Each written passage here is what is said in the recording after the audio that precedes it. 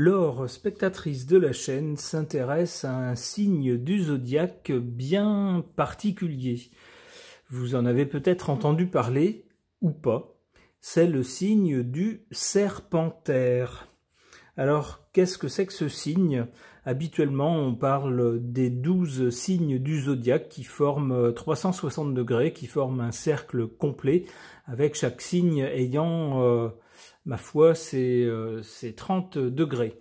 Eh bien, il y aurait, dans une autre conception de l'astrologie, il n'y aurait pas 12 signes, mais 13 signes, avec une répartition un petit peu différente. Et puis, alors avec un signe du Scorpion et un signe du Sagittaire qui serait un peu plus repoussé l'un vers l'avant, l'autre vers l'après. Et entre les deux serait intercalé le signe du Serpentaire, dont la période s'étalerait du 29 novembre au 18 décembre.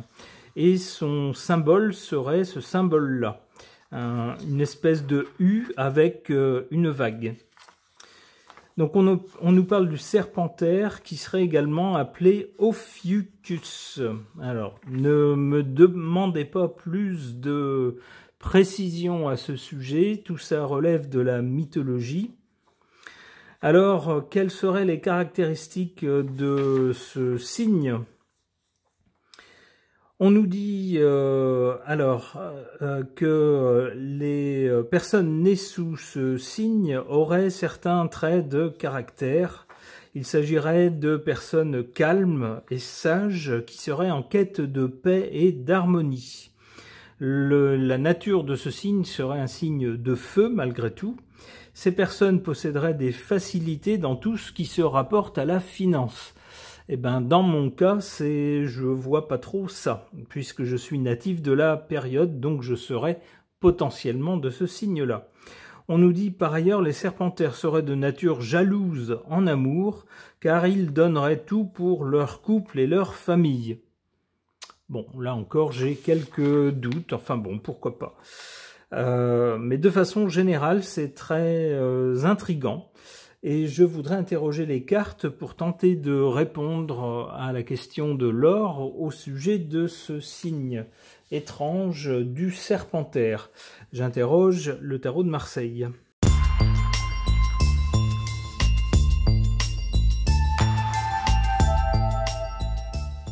Alors, concernant ce signe du Serpentaire, que suggèrent ces cartes ? Ici, du côté de l'origine ou du passé, on a le battleur qui nous parle de quelque chose, alors soit des jeunes, soit de quelque chose de nouveau, de récent. Alors en effet, le Serpentaire, ça fait pas si longtemps que ça.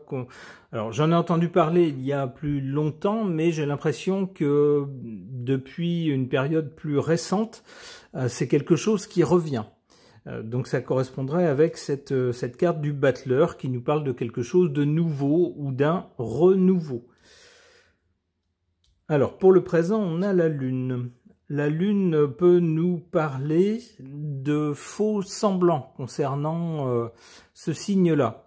Peut-être de choses vraies, mais également de choses qui relèvent un peu du fantasme. C'est comme ça que je comprends cette carte de la Lune. Avec la Lune, les choses sont changeantes. C'est vrai un jour, c'est pas vrai le lendemain. On a une impression un jour et puis finalement l'impression se dissipe. Vous voyez, donc il y aurait des choses un peu contradictoires aussi concernant ce signe-là. Du côté de l'avenir, en revanche, on a la force. Ça pourrait nous dire que ce signe-là, qui jusqu'à présent n'était pas pris en compte, pourrait l'être un peu plus que maintenant à l'avenir. C'est comme ça que je comprends cette carte de la force.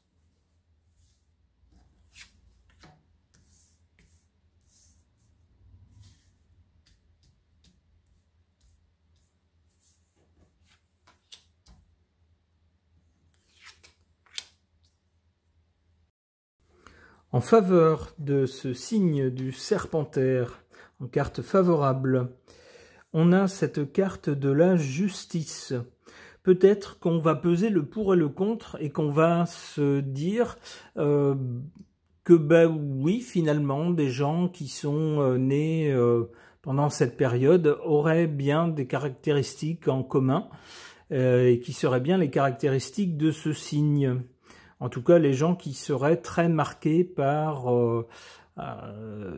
cette constellation du Serpentaire. Donc, ce qui pousserait à prendre en considération ce signe pour être juste. En carte défavorable, on a la tempérance. Alors la tempérance pourrait nous dire que on pourrait tergiverser concernant ce signe en disant ouais, mais si on prend en compte cette constellation, il y a d'autres constellations aussi dans le ciel qui chevauchent d'autres signes, il faudrait s'y intéresser aussi, et puis du coup on peut pas prendre en compte toutes les constellations qu'il y a dans le ciel, il y en a trop, ça marche pas, ça n'ira pas, donc ça serait une raison ou une justification au fait de s'en tenir à l'astrologie traditionnelle de 12 signes, et non pas de 13 signes en comptant le Serpentaire.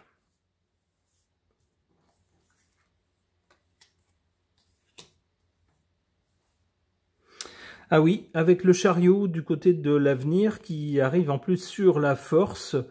Le chariot, en général, est plutôt symbole de victoire, de quelque chose qui passe, qui arrive à passer en force, qui renverse les obstacles.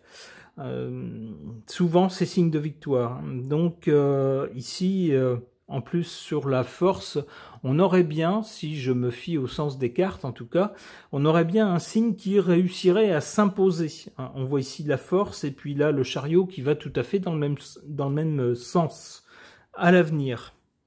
Une dernière carte. Oups, la Maison Dieu. Alors soit ça représentera un bouleversement dans l'astrologie telle qu'on l'a connue jusqu'à présent, avec un retour en force de ce signe-là.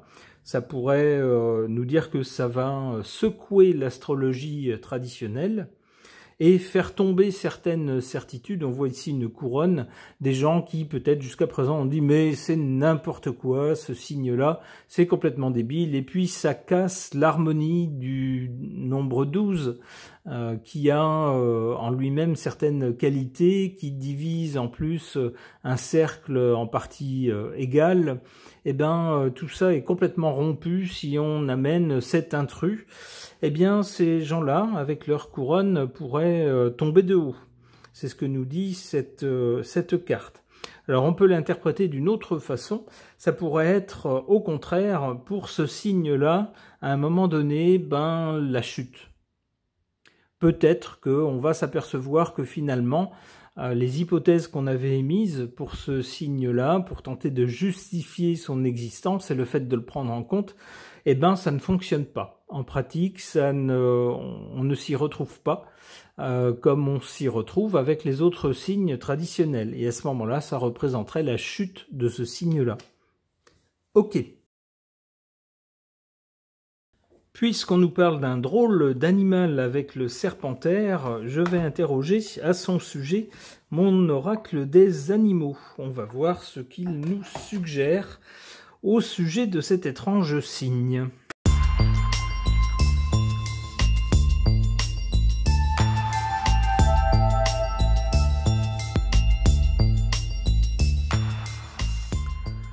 Que suggèrent ces cartes au sujet du signe du Serpentaire, dont on se pose la question de savoir s'il faut le prendre en compte ou pas, et donc changer la représentation traditionnelle des 12 signes du zodiaque pour y inclure cet autre signe, ce signe supplémentaire du Serpentaire, entre le Scorpion et le Sagittaire. Alors, à l'origine de ce signe, on a cette carte de l'exotisme, des vacances, du voyage, donc se changer les idées en quelque sorte, aller voir ailleurs, penser à autre chose. C'est une façon, en effet, pour ceux qui connaissent l'astrologie depuis longtemps, qui s'en tiennent à une astrologie traditionnelle, et qui peut-être se disent « j'en ai fait un petit peu le tour », une fois qu'on a bien intégré tous les symboles qu'on parvient correctement à interpréter les choses, on se dit bon bah voilà, on a un système qu'on a compris et on en est là. Eh bien, cette irruption d'un signe supplémentaire mettrait un peu de piment dans la chose et forcerait à reconsidérer l'ensemble des signes. Ça serait bah voilà, quelque chose d'un peu nouveau, quelque chose qui apporterait un vent de changement. D'ailleurs, la carte suivante, avec l'hippocampe, nous parle de créativité et d'originalité. Ça serait une façon d'envisager le zodiaque avec un autre œil. Alors, bien sûr, tout cela n'est que théorique. Il faut attendre d'avoir suffisamment de constats pratiques pour voir si ça fonctionne ou pas. Qu'est-ce qu'on a après? On a cette carte du requin qui ne nous parle pas forcément de quelque chose de très bon. On a les mots chasse, danger et prédateur qui ne sont pas des mots, faut bien le reconnaître, très engageants par rapport à ce signe-là. Alors peut-être que cette carte-là, avec le mot prédateur par exemple, et puis le mot requin qui apparaît, ferait référence à certaines personnes qui, pour se démarquer du lot, il y a tellement de gens qui parlent d'astrologie, pour se démarquer du lot, auraient trouvé cette idée, ce vieux signe dont il n'est plus question quasiment, l'aurait ressorti du grenier et pour se démarquer, pour avoir quelque chose qui les différencie des autres, mais en fait il s'agirait avec cette carte-là, surtout de faire le buzz en fait. C'est ce que suggère cette carte-là. C'est ce qu'elle me suggère en tout cas.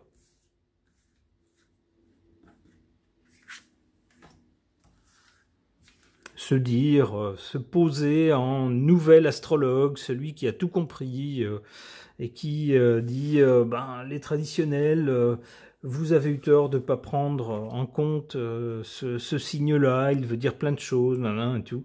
Donc, moi, je sais mieux que tout le monde, vous voyez, ce genre-là, en fait, uniquement pour faire le buzz, quoi.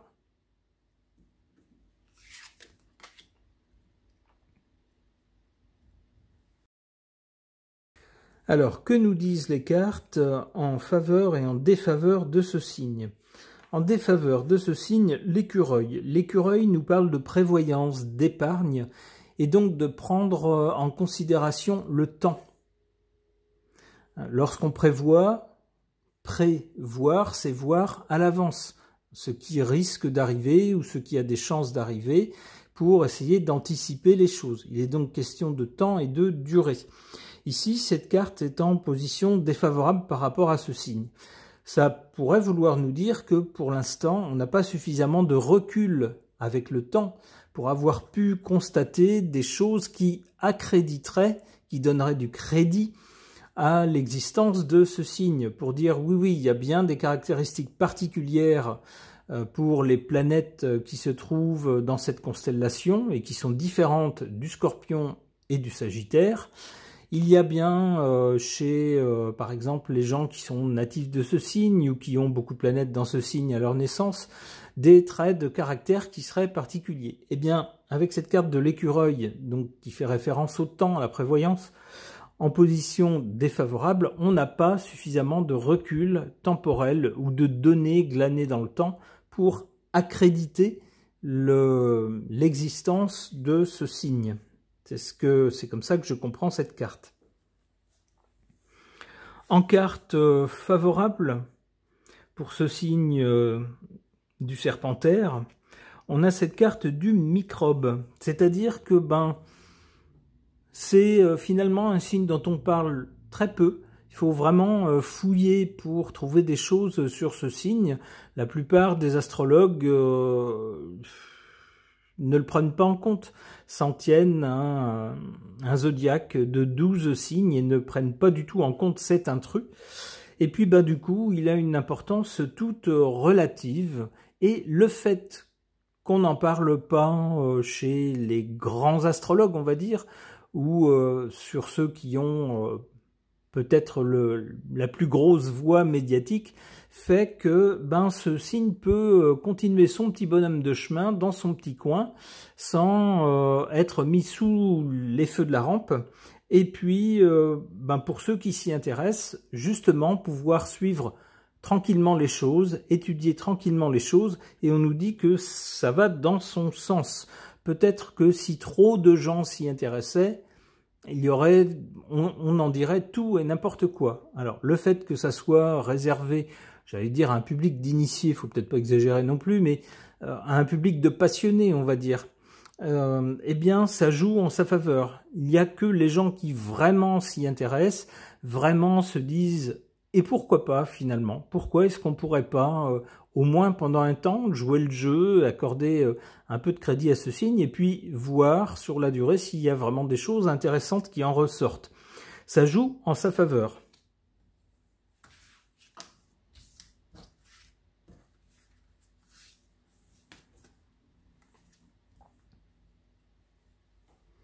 On a un peu le même genre de signification avec cette carte de l'huître. L'huître qui nous parle de fermeture, de fixité, de quelque chose qui se referme.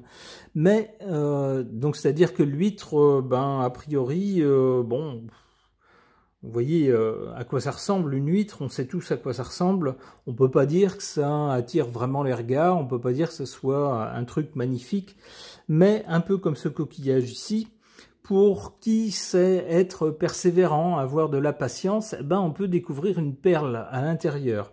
C'est-à-dire que ce signe-là, finalement, peut-être pas beaucoup de gens vont s'y intéresser, mais pour ceux qui auraient suffisamment de persévérance, et de sérieux dans l'étude de ce signe, eh bien, peut-être pourront-ils, à l'occasion, découvrir des choses très intéressantes. C'est ce que je comprends avec cette carte de l'huître.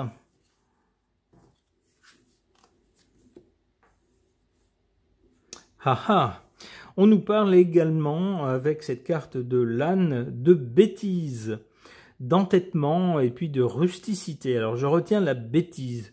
Peut-être que finalement, pas tout de suite puisque cette carte arrive en troisième position, donc plus loin dans le temps, peut-être que finalement, après avoir tenté d'étudier ce signe particulier du serpentaire, on se rendra compte que finalement, ça ne colle pas. Voilà, on y a cru, on a tenté d'accorder du crédit, et puis finalement, dans la pratique, lorsqu'on étudie les choses, ça ne colle pas. Ça n'accorde aucun crédit à ce signe. C'est peut-être ce qui va arriver. D'où cette carte de l'âne et de la bêtise pour ceux qui, à ce moment-là, auront cru à ce signe et auront accordé du temps et de l'énergie. Eh bien, nous verrons si ce tirage de cartes dit vrai ou pas. Ce tirage est maintenant terminé. Merci de l'avoir suivi.